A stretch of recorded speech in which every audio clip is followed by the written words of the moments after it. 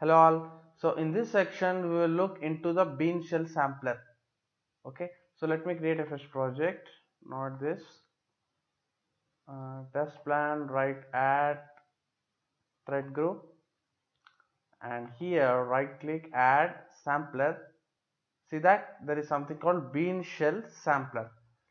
So select this. So what is the use of this sampler in JMeter? Right.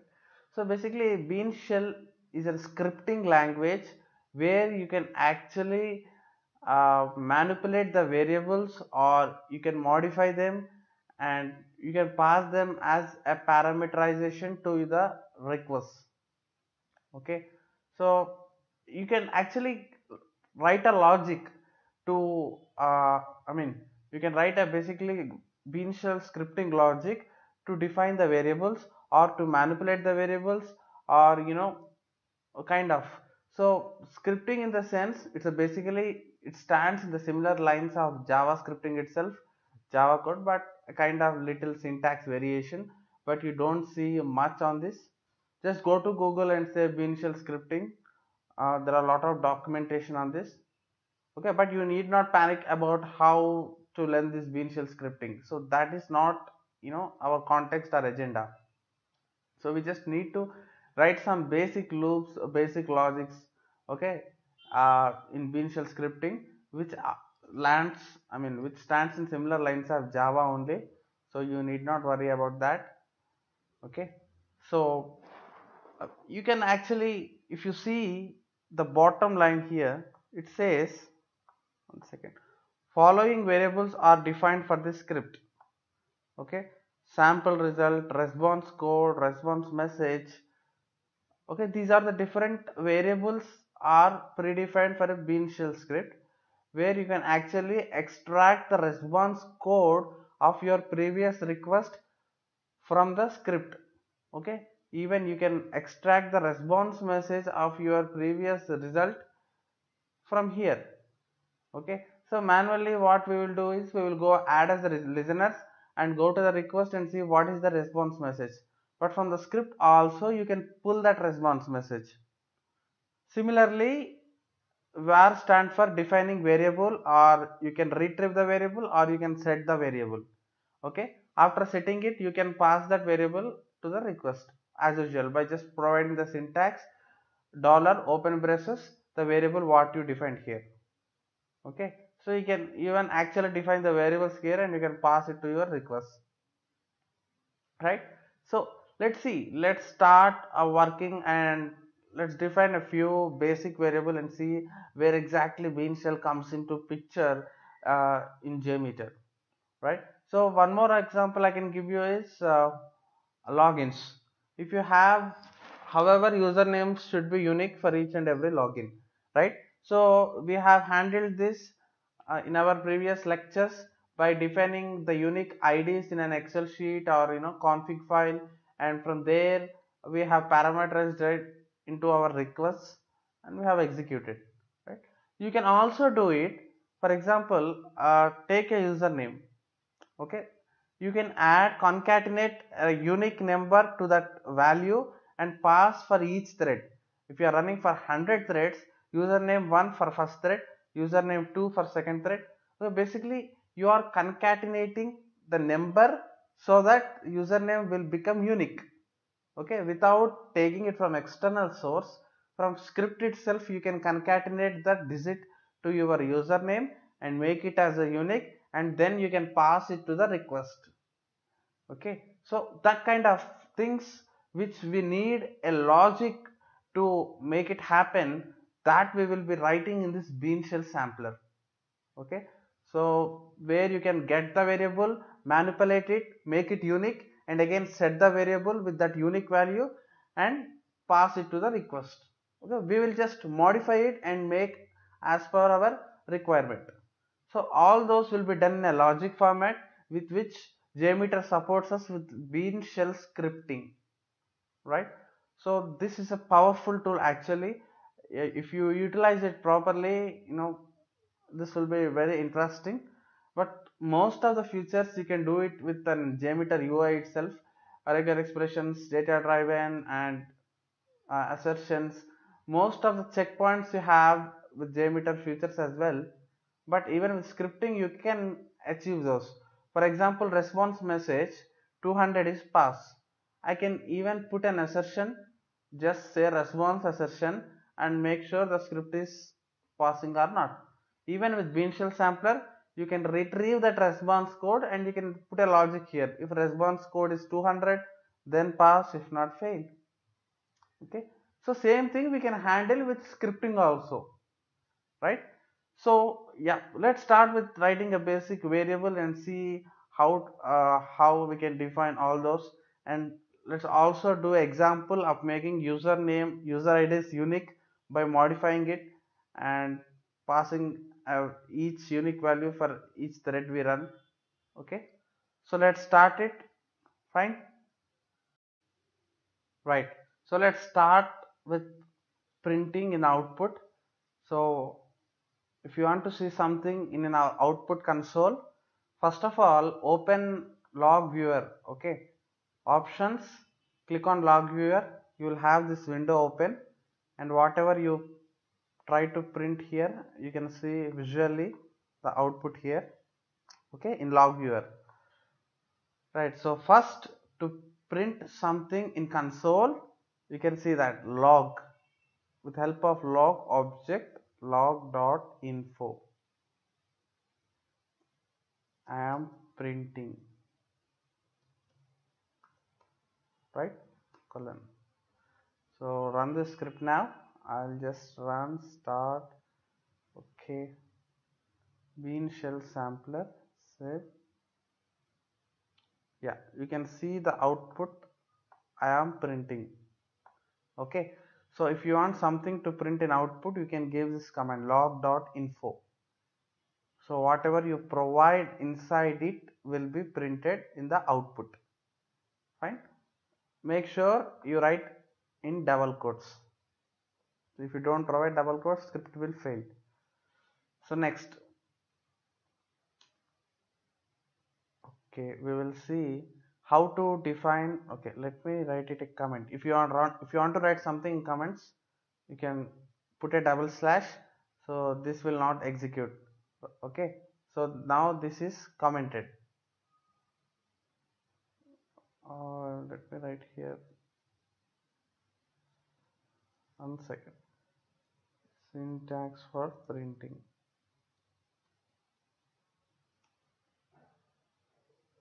Okay, yeah. Next, let's define a variable now with the help of Bean Shell. It's very simple and straightforward. Var any variable name, some a, and give the value, maybe some 12. Okay, so now you have defined a variable called a and you have given value 12 into it, right? So let's define one more variable, var b and 13. Fine. Yeah, so let's sum it up now. Okay, so a plus b, fine, and sum is equals to a plus b, but you have to define sum as a variable, right? So let me define var, right? So I'm just writing a basic program. Okay, so kind of a I have defined 12, b 13. So now 12 plus 13 I have summed it up and declared into a sum variable. Fine. Now I'll try to print out this value sum. Okay, and I'll run this. Let me clear all the bugs. Okay, it says script, there is some syntax error it's saying. Let's check it out, the reason. Okay, yeah, so log.info, basically we need to pass a string, but here we are passing an integer. Fine, so let's add it in double quotes. So string parameter should be a mandatory. Right now I'll give this some value.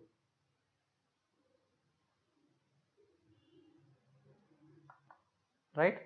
So basically you have to pass a string value into log.info.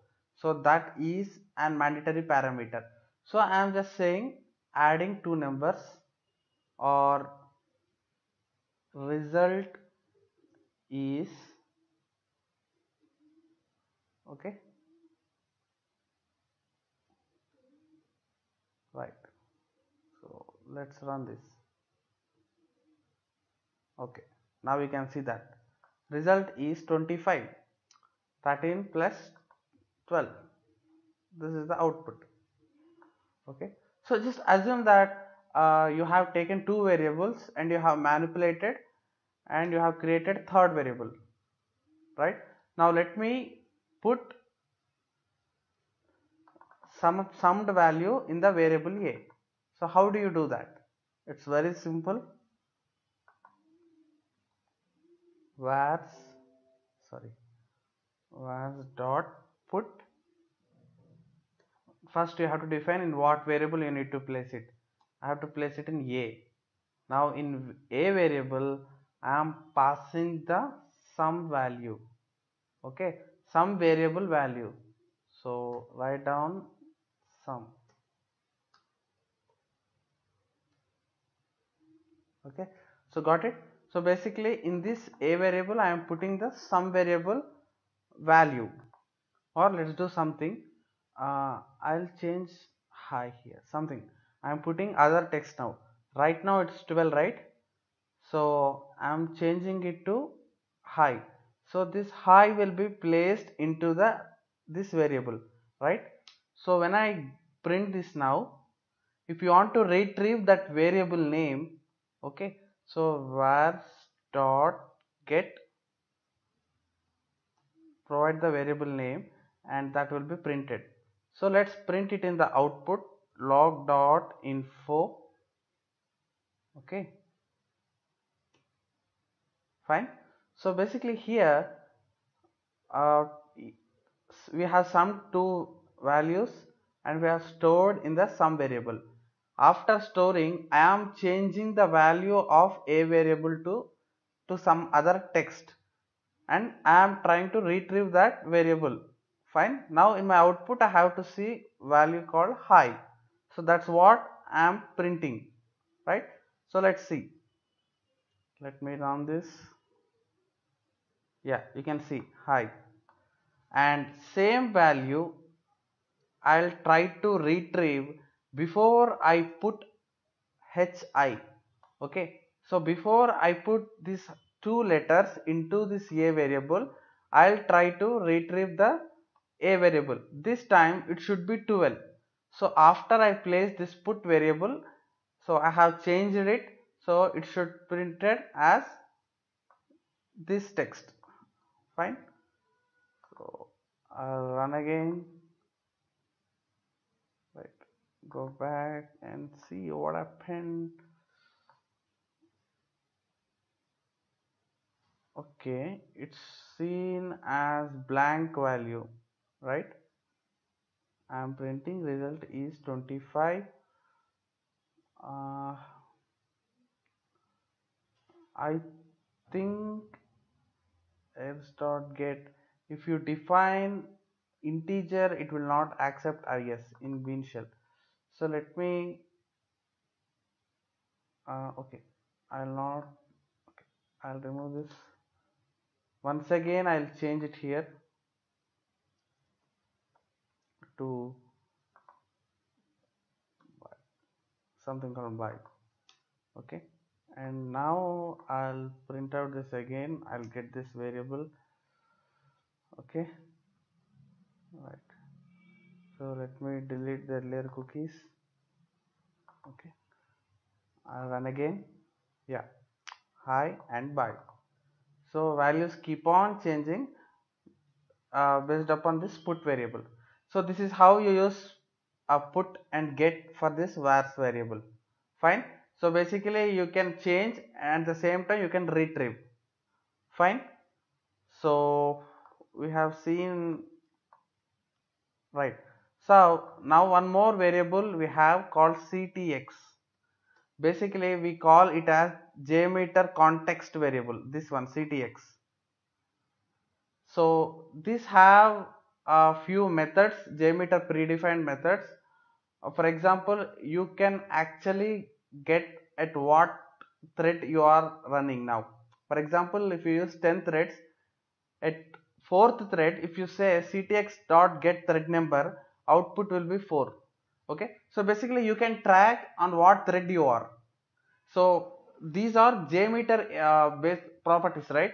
So you can actually access JMeter APIs with the help of CTX variable.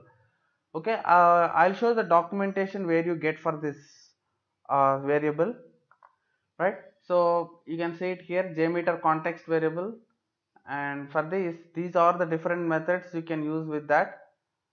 And here get thread, it will actually get access to the thread, and it will return the thread number at what thread you are, and it will return the variables what you have, get variables, what all the variables you define, it will get it for you.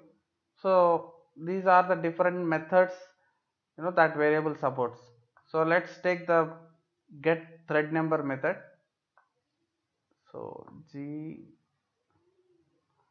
and right, okay, and let me print it out and see at what thread we are in now. So basically there is only one thread, that is thread 0, I guess, number of threads 1. So let me see what output we will get. One second, here again this will return as integer. So log dot info, only integer will throw it as error. So string parameter is mandatory, right? Okay, so let's do one thing, ctx dot thread number. Okay, so let me take this into variable called thread number equals to, right? So here double quotes, I say thread number is, then I try to concatenate this value. Okay, so this is perfect.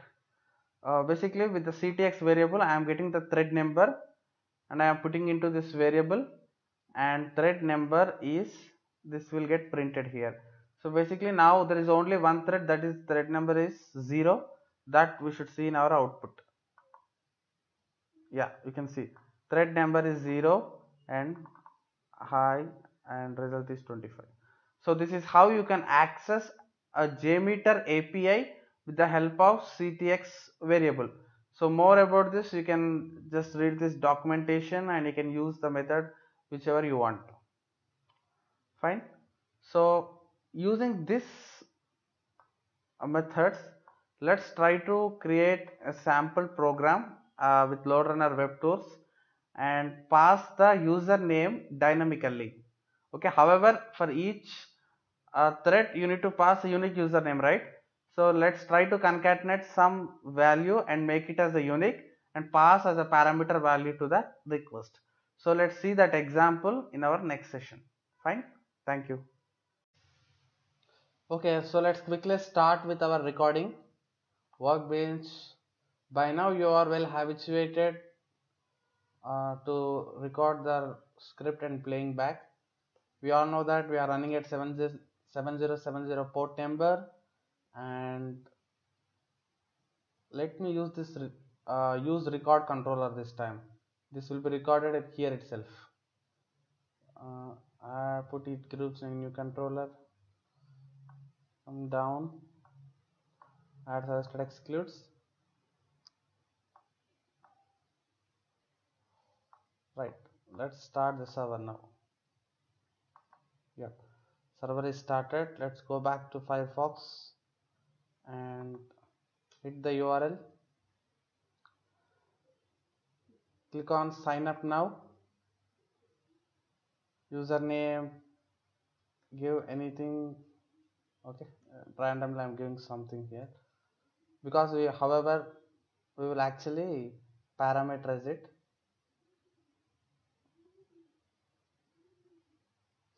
Some dummy values. Fine. Click on continue. Okay, so thank you. Welcome to WebTours. Fine. So let's stop our script. Just a basic script. Right. So we have our recordings here. Now we will see, if I run this again, we know that it will fail. Why?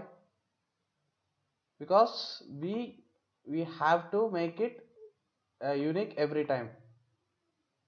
Okay.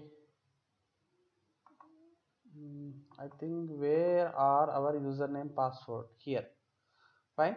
So if I run this again, it will fail, saying that username is already registered. So for that, let's try to manipulate now.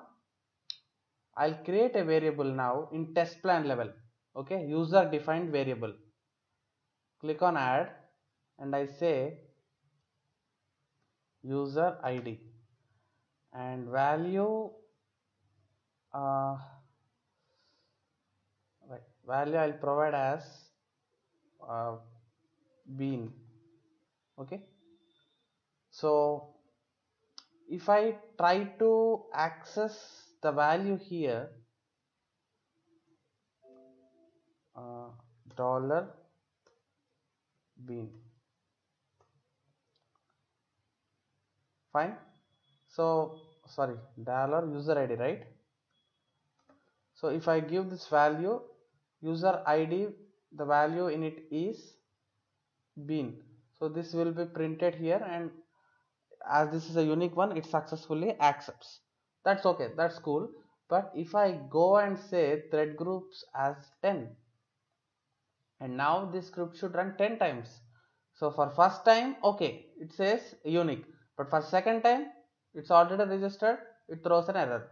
So this we handled with the help of external file config in our previous lectures.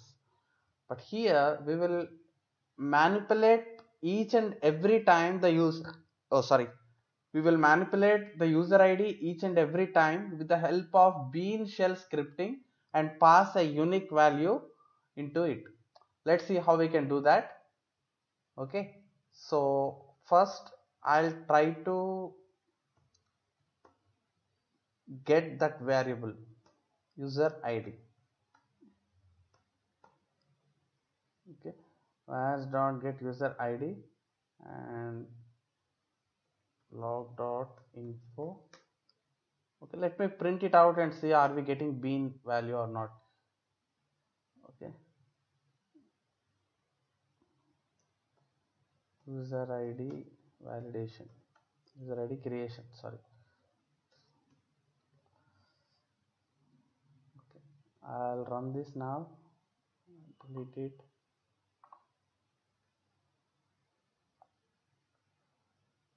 Okay, oh, it ran 10 times as we asked to run it for 10 times. We need high bean. Okay, so we got bean. Fine. So now what I'll do, before we actually start our this sampler, I want to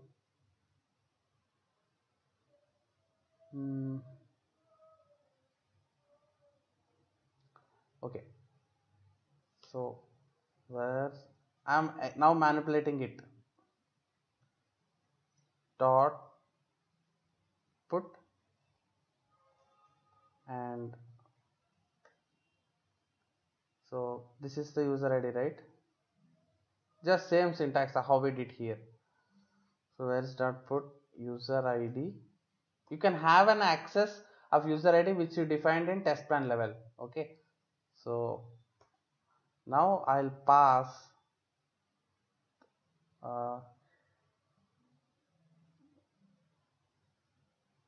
bean. So bean is constant, right?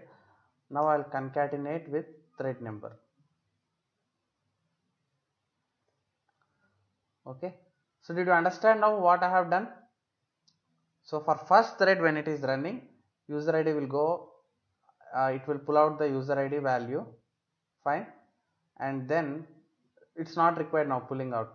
Okay, in this user id bean value I am placing bean, and I am just concatenating thread number. For first iteration it is 0, right? So bean 0 will be entered into this user id variable, and now I will pass this into it. It will print it as bean 0. Next time when the script is running for thread number 1, this time it will script will come here, and this is 1 this time thread number, because we are in first thread. Bean 1, this value will be navigated to here. Bean 1 is the unique and it accepts. For thread number 2, this value will be 2, and we are concatenating here bean 2, again the unique id it's printing here. So if I run this 5 times, 5 different numbers will be passed into thread number, right? For fifth thread number value will be 5. We are getting it here. So bean 1, bean 2, bean 3, bean 4, bean 5. So 5 user IDs we are uniquely generating just by concatenating one digit. That digit is making our user ID unique. So that concatenation we are handling with the help of bean shell scripting. Okay, we just got the thread number with the help of ctx variable, and we got that user id with the help of vars variable, and then we are actually setting it by concatenating both, and this I am actually passing again as a parameter here, $user id. Okay, so let me create a listener and see how it runs now. Add listener, view result tree. Okay, let's run it and see how it goes. Okay, there is something wrong with sampler. Okay, sampler script gave response 500. Okay, it says syntax for printing log.info encounter log at line 16 column 1. Okay, so let's go back here and check line 16 column 1 log.info.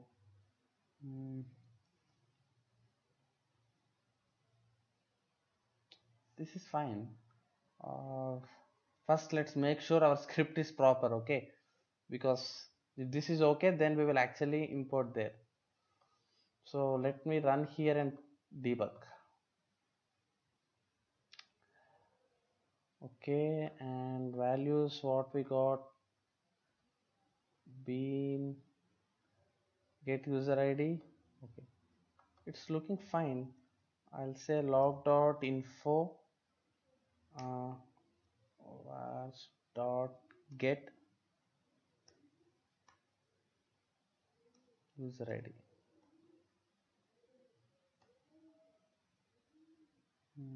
One more bracket, right? User id. Okay, so bean 4 is cool, bean 4, bean 3, bean 0. Okay, everything is fine. Let me run this again. I don't know why it failed. Oh, it seemed it passed again. Let me run this. I think it got used. Oh, no problem. I'll change as beans. Again it will be as unique, right? So I'll run this now. Right.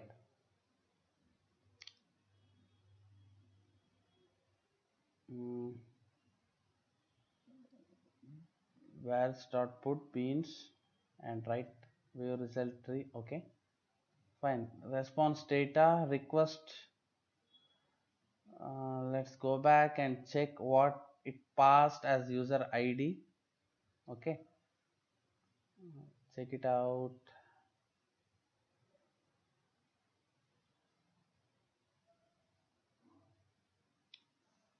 Username, oh, we not still reached there.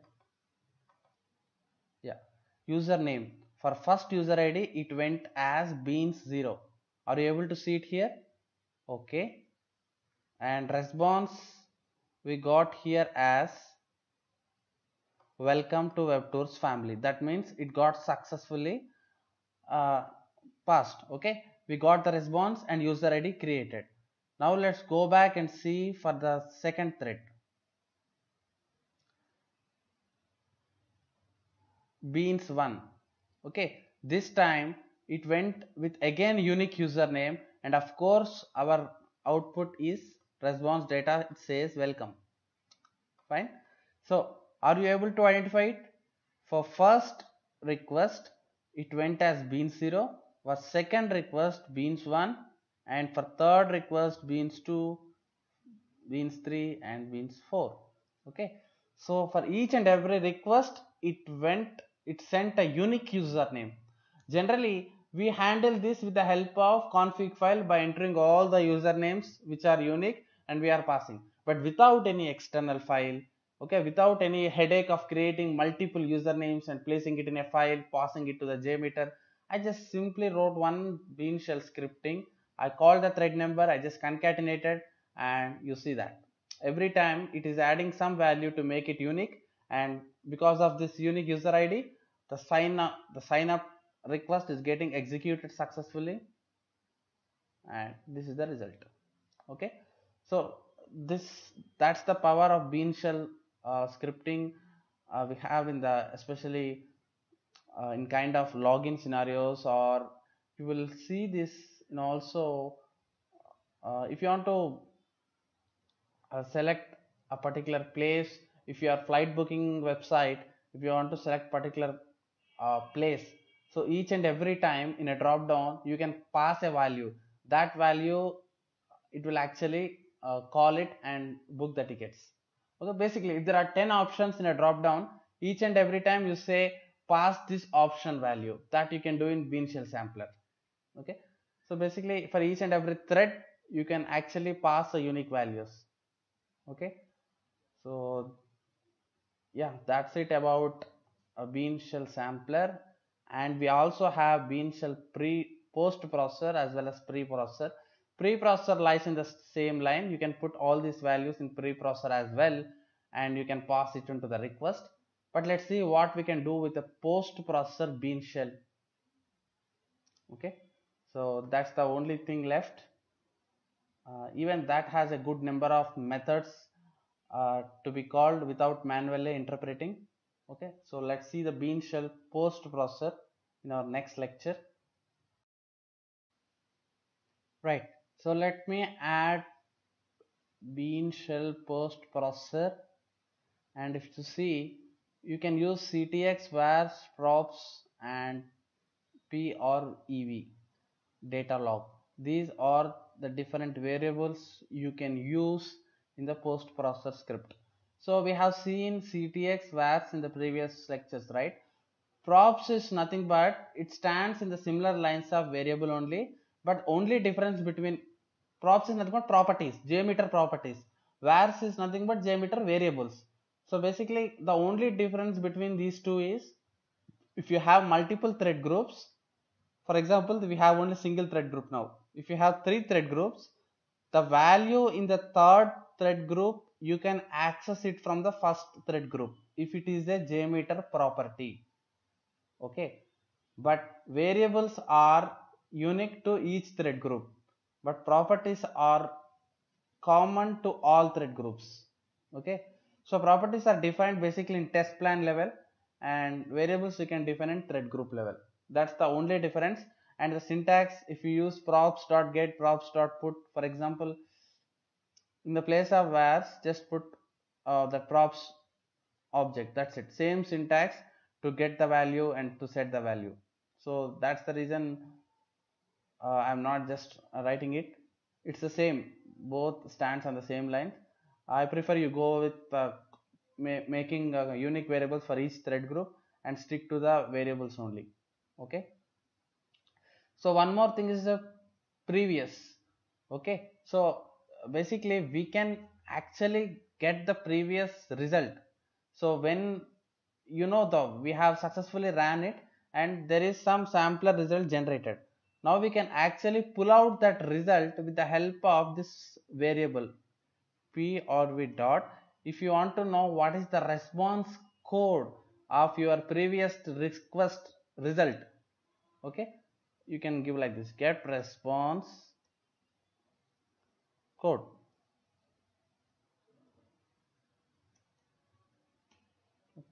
So in general, if it is 200, it means response code in the sense this one, sampler result. Yeah, this one. You can, by seeing it, you are actually coming to conclusion saying this is pass. Or you can also go with assertion response code and put as 200, and it will tell the script pass or fail. With even bean shell post processor, you can do it. This is in scripting style. Okay, so I'll just write it log.info response code, right? Let me run this. Okay, yeah, we can see that 200 is the value for all 5 thread groups. So that means the response code is a 200. That means success. If it is not 200, you can write your condition here. If it's not 200, then just set it as, if you want to write any debug, you can write log.info script is not as per expected output. Anything, it's up to you, whatever output you need to write.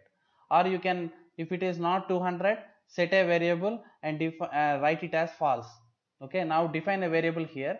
If it is not 200, you just write where's dot put result equals result false. Okay, ultimately print out that variable. If it is a false, that means script fail. Fine. If it is 200, just write where's dot put result equals to true and print the result, and finally you see the result variable value. If it is a true, then script is pass. Okay, so it's, you can modify. It's again same if loop. Okay, you do not worry. If you can write the value, store it into a one integer, and if it is equals to 200, then pass. Right? It's up to you, whatever modification you can do. So I'm just throwing a light on how can you get the values or code in the bean shell post processor. And next is get response message. You can also get the message ref.get response message. So these are the two important components we have with previous result sampler. Response message in the sense, go here and see what the response. Okay, you want to see okay in your output, right? Let's see. Log.info 200 okay should be printed, because we are actually printing it with the help of log.info. Fine, let me delete all this and run once again. You can see okay is getting printed all over 200 and okay. Fine, you can put a validation if, okay, 1 second. We got message okay, right? Let me do one thing, or I'll take this string. Okay, so basically what I'm doing here is I am putting this message in a string. Okay, get response message. I am placing okay value in the message, and now I'll write if loop. If message equals to okay, and then log.info pass.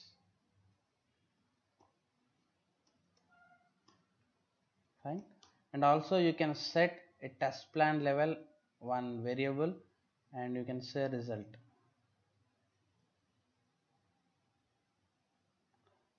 By default make it as a fail initial state. Whenever if you see 200, then only it should pass, and we will actually where start put result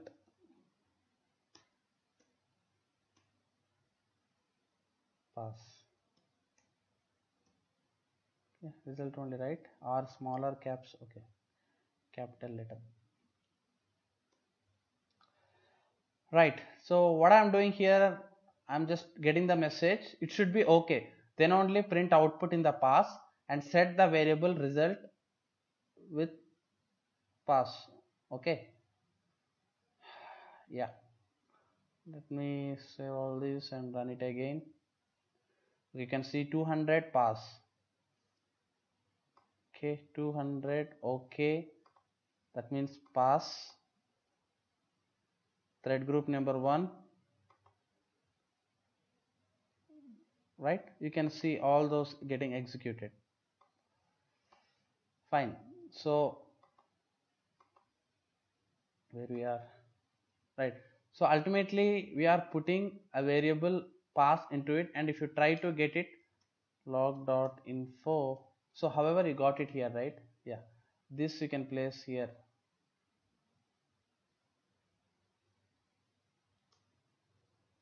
Okay, so if it does not go inside the loop, default value fail will be there and output will be printed as fail only.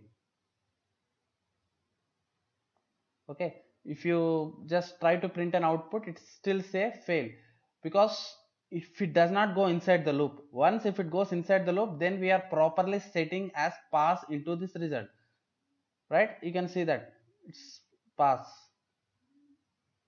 If I give OKQ something, I'm just changing, manipulating now, and you see you will never get pass in your output.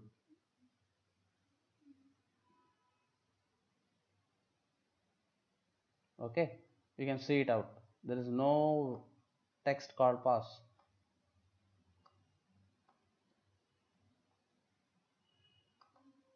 Okay, let me make you more simple to you. I'll just say let's run it for one thread. I'll show you how it's happening. Okay, so right now if message is OKQ, then only we are saying as pass, which should always fail because message should be as OK, right? So ultimately I am printing words dot get result. Finally I'm printing the result variable value. I have to see pass in it. If I don't see pass in it, that means my script is failed. Okay, so when I can see pass in my result variable, when message equals to OK, then only control will go inside loop and set my result variable as pass. Then if I try to retrieve the result variable, and I'll see the pass in my output. If message is not OK, then control will not go inside the loop, it will not set to the pass. By default it is a fail, so fail value only will be printed, because we did not manipulate, we are just printing the value which is written here. Why we are not manipulating? Because message is not equals to OKQ. Okay, now output should be fail, because OKQ I am entering some random numbers which will not go inside the loop, and when it runs it, by default it should say fail. You can see that fail, right? So I'll give the correct output now and see what happens, right? Message equals to OK. Now my output variable should be pass. See that pass. Fine, got it? So this is how you can achieve with bean shell scripting. So you need not depend upon assertions to see what's happening. So if you want to develop a proper framework with JMeter, so the bean shell plays a major role, right? Once the scripting is done, put a condition saying if this happens, then only the output should be pass or fail.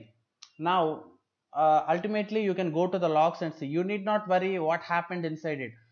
Finally you just see the what is stored in the result variable. If it says pass, then that means all your request went as expected. Okay, so yeah, that's, I think you understand the importance of bean shell scripting here. So how we have manipulated and how we are able to see the outputs without depending on any JMeter feature. I did not use regular expressions, I did not use any assertions, I did not use any debug samplers. Okay, but still I am able to manipulate my inputs, I am able to get the values of my variables, and I also able to validate my request and see the outputs. So all I am able to do with the help of bean shell scripting.